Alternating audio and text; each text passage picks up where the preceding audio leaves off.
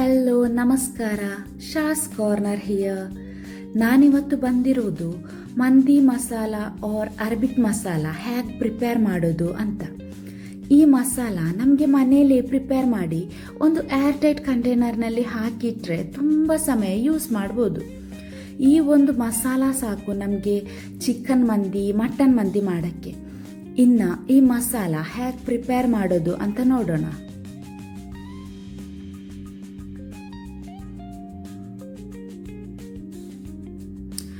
ನಾನು ಒಂದು ಪ್ಲೇಟ್ಗೆ 4 ಟೇಬಲ್ ಸ್ಪೂನ್ ಕೊತ್ತಂಬರಿ, 2 ಟೇಬಲ್ ಸ್ಪೂನ್ ಜೀರಿಗೆ, 4 ಬ್ಲ್ಯಾಕ್ ಏಲಕ್ಕಿ ಇದೆಯಲ್ಲ ಅದನ್ನೇ ಹಾಕಬೇಕು.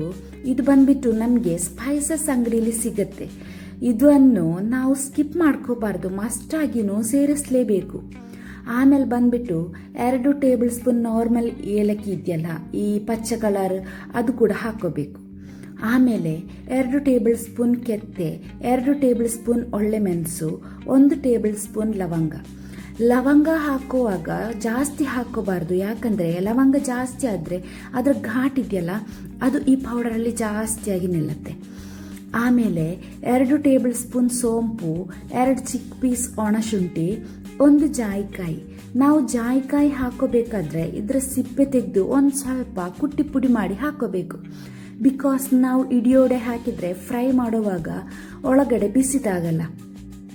ಆಮೇಲೆ 2 ಡ್ರೈ ಲೆಮನ್, ಅದು ಯೆಲ್ಲೋ ಆರ್ ಬ್ಲ್ಯಾಕ್ ಯಾವುದಾದ್ರೂ ಪರವಾಗಿಲ್ಲ, ಇದನ್ನು ಕೂಡ ಸ್ವಲ್ಪ ಕುಟ್ಟಿ ಹಾಕೋಬೇಕು. ಆಮೇಲೆ 6 ಒಣಮೆಣಸು, 5 ಬೇ ಲೀವ್ಸ್ ತಗೊಂಡಿದ್ದೀನಿ.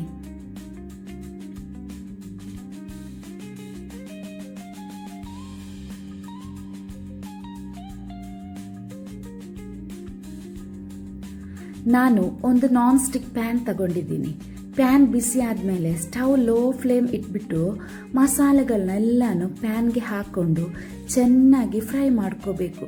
ಫ್ಲೇಮ್ ಜಾಸ್ತಿ ಮಾಡೋಕ್ಕೆ ಹೋಗಬೇಡಿ, ಸೇಮ್ ಫ್ಲೇಮ್ನಲ್ಲೇ ಟೈಮ್ ತಗೊಂಡು ಫ್ರೈ ಮಾಡ್ಕೋಬೇಕು.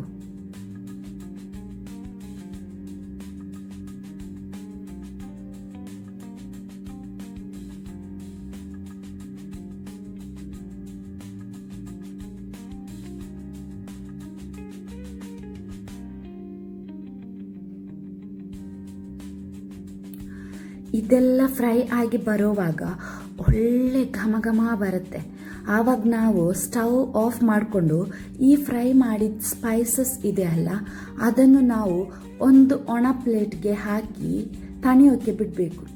ನಾವು ಪ್ಯಾನ್ನಲ್ಲೇ ಈ ಸ್ಪೈಸಸ್ ಇಟ್ಟರೆ ಕರಿದು ಹೋಗೋ ಚಾನ್ಸಸ್ ಜಾಸ್ತಿ ಇರುತ್ತೆ.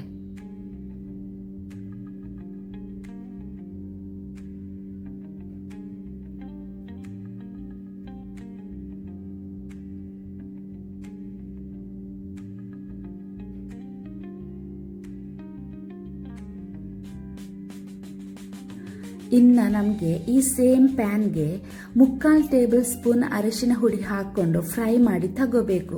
ಸ್ಟವ್ ಆನ್ ಮಾಡೋಕ್ಕೆ ಹೋಗಬೇಡಿ, ಪ್ಯಾನ್ ಆಲ್ರೆಡಿ ಬಿಸಿ ಇರುತ್ತೆ, ಅದೇ ಸಾಕು. ಬಿಕಾಸ್ ನಾವು ಸ್ಟವ್ ಆನ್ ಮಾಡಿ ಫ್ರೈ ಮಾಡಿದರೆ ಬೇಗ ಕರಿದು ಹೋಗೋ ಚಾನ್ಸಸ್ ಇರುತ್ತೆ. ಕರಿದು ಹೋದರೆ ಆಮೇಲೆ ನಮಗೆ ಅರಬಿಕ್ ಮಸಾಲದ್ದು ಫ್ಲೇವರ್ ಸಿಗಲ್ಲ.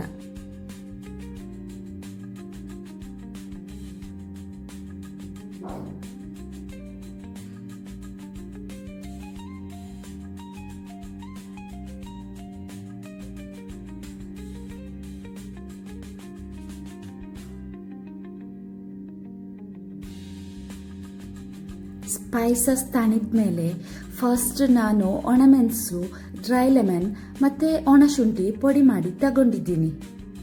ಆಮೇಲೆ ನಾನು ಬಾಕಿ ಸ್ಪೈಸಸ್ ಎಲ್ಲ ಇದೆಯಲ್ಲ ಅದನ್ನು ಹಾಕ್ಕೊಂಡು ಪುಡಿ ಮಾಡಿ ತಗೋತಿದ್ದೀನಿ.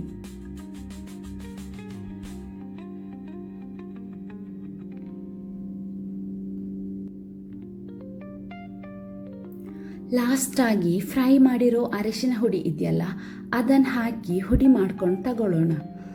ನಾನು ಮಸಾಲೆ ಸ್ವಲ್ಪ ಜಾಸ್ತಿ ಮಾಡ್ಕೊತಿದ್ದೀನಿ.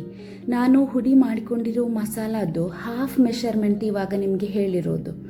ಬಿಕಾಸ್ ಹೀಗೆ ಜಾಸ್ತಿನೇ ಮಾಡಿಕೊಂಡೊಂದು ಏರ್ ಟೈಟ್ ಆಗಿರೋ ಗ್ಲಾಸ್ ಜಾರಲ್ಲಿ ಹಾಕ್ಕೊಂಡ್ರೆ ನಮಗೆ ತುಂಬ ಸಮಯ ಹಾಳಾಗ್ದೇ ಸ್ಟೋರ್ ಮಾಡ್ಕೊಳ್ಬೋದು. ನಾವು ಇದನ್ನು ಫ್ರಿಜ್ನಲ್ಲಿ ಇಟ್ಕೊಳ್ಳೋದಾದರೆ ಸ್ಮೆಲ್ ಚೇಂಜ್ ಆಗಲ್ಲ. ಆಮೇಲೆ ಮಂದಿ ಮಾಡಬೇಕಾದ್ರೂ ಮಂದಿ ಮಸಾಲ ಮಾಡೋ ಟೈಮ್ ನಮಗೆ ಉಳಿಸ್ಕೋಬೋದು. ಈ ಮಸಾಲ ಇದೆಯಲ್ಲ, ಫ್ರೈ ಮಾಡ್ಕೋಬೇಕಾದ್ರೆ ಒಳ್ಳೆ ಸ್ಮೆಲ್ ಬರ್ತಿರುತ್ತೆ. ಬಟ್ ಪುಡಿ ಮಾಡ್ಕೊಂಡ್ಮೇಲೆ ಮನೆ ಇಡೀ ಇನ್ನೂ ಹೆಚ್ಚು ಅರೋಮಾ ಬರುತ್ತೆ. ಇವತ್ತಿನ ವಿಡಿಯೋ ನಿಮಗೆ ಇಷ್ಟ ಆದರೆ ಲೈಕ್ ಮಾಡಿ, ಕಮೆಂಟ್ ಮಾಡಿ, ಸಬ್ಸ್ಕ್ರೈಬ್ ಮಾಡಿ. ಹಾಗೆ ನಿಮ್ಮ ಫ್ರೆಂಡ್ಸ್ಗೂ ಶೇರ್ ಮಾಡಿ. ಬಾಯ್.